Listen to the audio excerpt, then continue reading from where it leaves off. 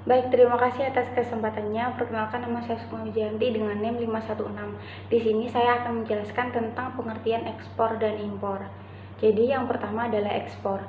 Ekspor itu merupakan suatu aktivitas mengeluarkan barang dari daerah pabean. Nah, daerah pabean itu merupakan suatu daerah milik negara Republik Indonesia yang dimana mencakup darat, laut, maupun udara dan seluruh wilayah yang masuk ke dalam zona ekonomi eksklusif. Jadi secara sederhananya, ekspor tersebut merupakan suatu aktivitas mengeluarkan barang dari dalam negeri ke luar negeri, di mana tetap harus memenuhi standar dan juga ketentuan yang ada.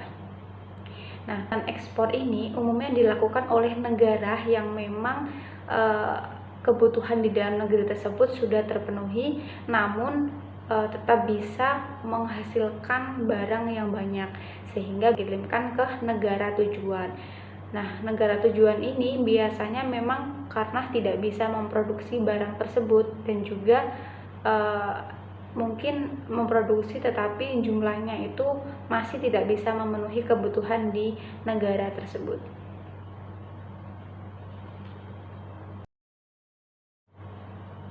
Selanjutnya yaitu adalah impor. Jadi impor itu merupakan suatu aktivitas membeli barang dari luar negeri ke dalam negeri. Nah, kegiatan impor ini dilakukan oleh suatu negara yang memang tidak bisa menghasilkan atau memproduksi suatu barang yang dibutuhkan di dalam negeri tersebut. Nah, dengan jumlah yang besar, maka proses masuknya barang tersebut ke dalam negeri, maka perlu dilakukan pendampingan bea cukai yang otomatis hal tersebut akan dikenakan tarif pajak oleh pemerintah. Nah, dengan hal ini merupakan suatu penyebab kenapa barang impor itu lebih mahal daripada barang lokal, karena barang impor itu dikenakan tarif pajak oleh setiap konsumen yang membelinya.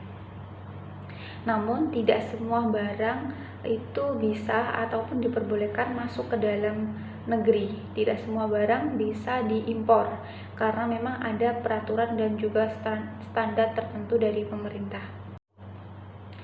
Baik, selanjutnya adalah manfaat dari adanya perdagangan internasional. Jadi yang pertama itu adanya hubungan bilateral dan multilateral. Yang kedua adalah mensejahterakan kehidupan masyarakat. Yang ketiga adalah saling cepat membantu. Lalu adanya keuntungan internal maupun eksternal, dan yang terakhir yaitu memperluas kesempatan kerja. Terima kasih, sekian penjelasan dari saya.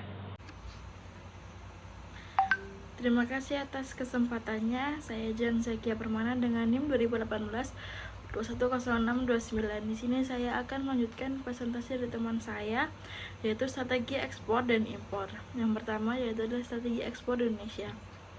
Satu, yaitu memperluas pasar ekspor ke pasar non-tradisional.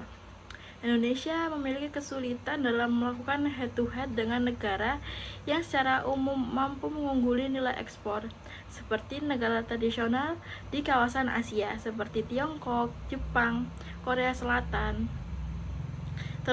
Terlebih lagi ekspor ke negara seperti Tiongkok justru akan merangsang keunggulan kompetitif produk manufaktur bagi mereka akibat dari kebanyakan ekspor Indonesia ke Tiongkok.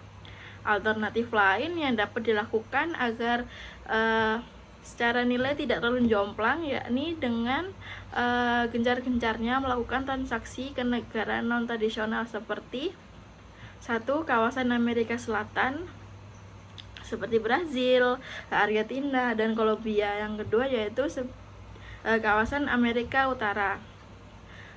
Yang ketiga yaitu kawasan Asia Tengah seperti Uzbekistan dan Kazakhstan. Yang keempat yaitu dalam kawasan Afrika seperti Zimbabwe. Yang terakhir yaitu ke kawasan Eropa bagian timur seperti Slovakia, Hungaria, dan Kroasia. Yang kedua yaitu menggiatkan ekspor jasa. Ekspor jasa bisa menjadi senjata dan bukan sekedar alternatif saja untuk meningkatkan nilai perdagangan. Salah satunya adalah sistem franchise atau membuka gerai atau outlet tertentu di luar negeri.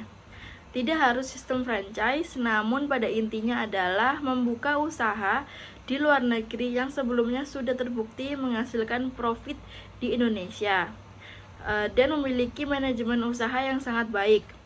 Membuka cabang di luar negeri akan mendorong pertumbuhan bisnis secara cepat. Selain itu, pemilik usaha langsung atau franchisor dituntut untuk meningkatkan semua aspek bisnis untuk memenuhi standar di negara tujuannya. Yang ketiga yaitu mengikuti program misi dagang dan pameran. Indonesia melalui Kementerian Perdagangan memiliki program misi dagang ke berbagai negara tujuan ekspor yang potensial. Saat misi dagang di negara tertentu, tugas pemerintah adalah mempertemukan pengusaha Indonesia dengan pengusaha di negara tempat kegiatan berlangsung. Untuk kegiatan pameran dagang atau expo, biasanya salah satu rangkaian yang terdapat adalah business matching yang mempertemukan antara pembeli dan penjual dalam satu ruangan khusus dan waktu yang telah ditentukan oleh penyelenggara. Yang keempat yaitu refocusing produk dari bahan mentah ke produk olahan, setengah jadi, dan produk jadi.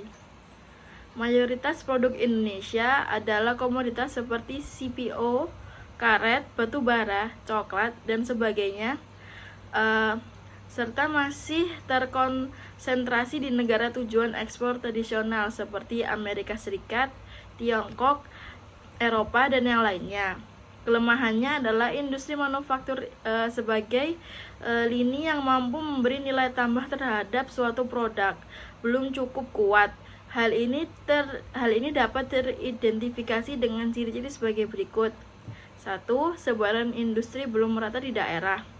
Yang kedua, produksi domestik belum mampu memenuhi kebutuhan atau permintaan bahan baku domestik. Yang ketiga, kandungan impor yang tinggi pada produk manufaktur menyebabkan kinerja ekspor non-migas menjadi fluktuatif.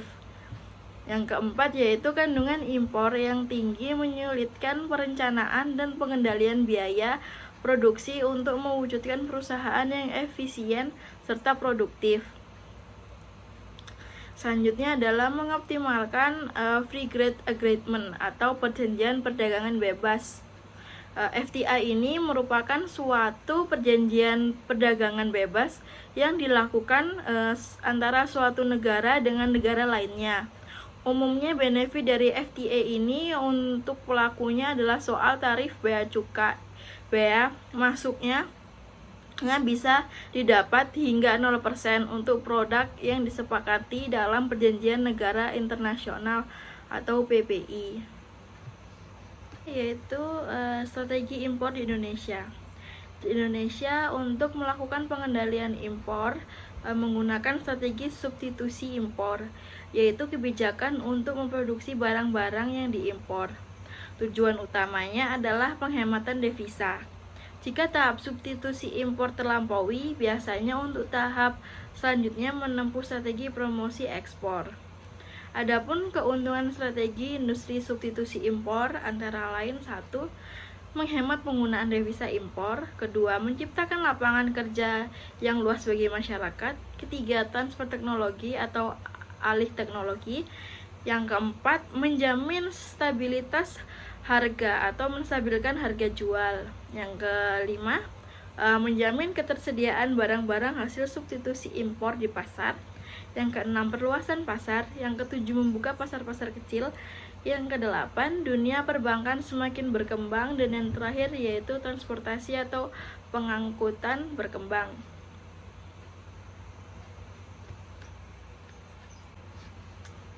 Sekian presentasi yang dapat saya sampaikan. Selanjutnya akan dilanjutkan oleh rekan saya. Terima kasih atas kesempatannya. Nama saya Adinata Safitri dengan NIM 2018-210-656. Di sini saya akan mencoba menjelaskan tentang perhitungan tarif ekspor dan impor. Yang pertama, perhitungan ekspor. Untuk menghitung bea keluar, kita membutuhkan data tarif bea keluar, harga ekspor, jumlah barang, dan kurs. Berikut adalah rumus untuk menghitung bea keluar atas barang ekspor.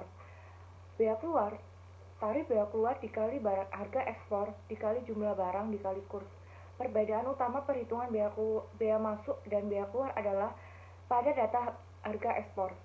Harga ekspor ini menggantikan nilai pabean sebagaimana yang terdapat dalam perhitungan bea masuk. Nilai pabean utamanya adalah nilai transaksi barang, adalah harga yang ditetapkan oleh pemerintah terlepas dari berapapun harga barang tersebut.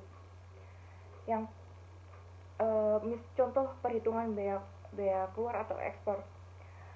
PT Gimanjaya Lestari berencana mengekspor biji kakao kode 180100 dengan negara tujuan Denmark. Barang berjumlah 20 ton.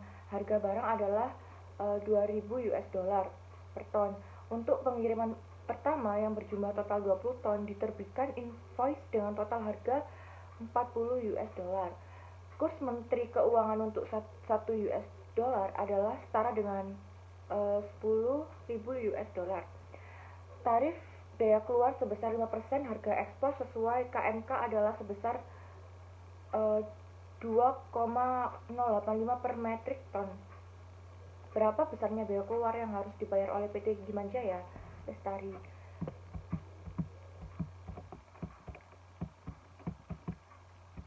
Jadi, total harga ekspor US dollar 41.700.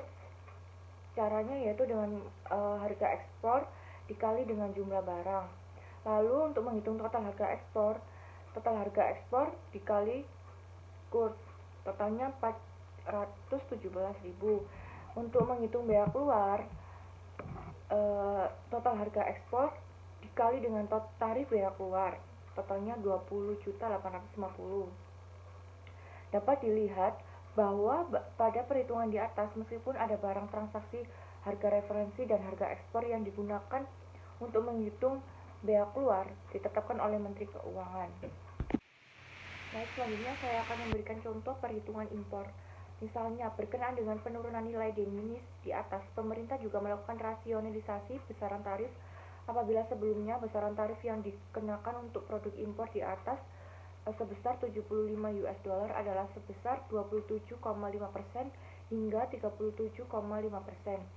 Dengan rincian bea masuk sebesar 7,5%, pajak penghasilan atau PPN sebesar 10% dan pajak penghasilan PPH sebesar 10%.